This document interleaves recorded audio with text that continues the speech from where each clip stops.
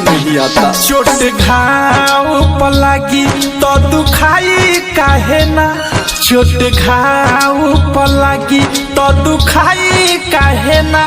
भगवान जी हो जब दिल तू बनवला तो दवाई काहे ना, जब दिल तू बनवला तो दवाई काहे ना। चोट घाव पर लगी तो दुखाई काहे ना।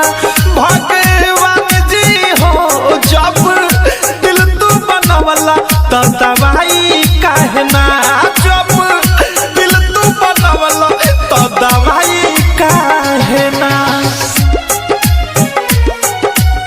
हर तन्हा रात में एक नाम याद आता है, कभी सुबह कभी शाम याद आता है। जब सोचते हैं कर ले दोबारा मोहब्बत, फिर पहली मोहब्बत का अंजाम याद आता है। प्यार में धोखा जदी मिले लगी से बहना दवाई दर्द मिटाई लोग कैसे हो। प्यार में धोखा जदी मिले लगी से बहना दवाई दर्द मिटाई लोग कैसे। जेकरा खातिर तनी परछाई थाहे ना, जेकरा खातिर तनी परछाई थाहे ना।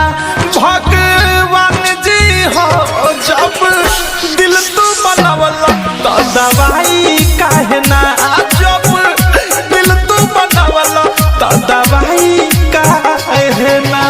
कभी सोचा भी नहीं था जिंदगी में ऐसा भी फंसाना होगा, रोना भी जरूरी होगा और आंसू भी छुपाना होगा। खोजलो पर मिलत नहीं खे कहीं दवा खाना में, मन नहीं करे थारू जिए के ये जमाना में।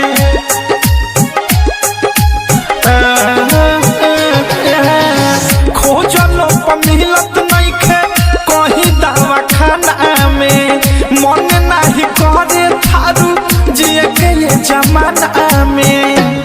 अवध से अनुराग मिसाइल पछताई काहे ना, अवध से अनुराग मिसाइल पछताई काहे ना।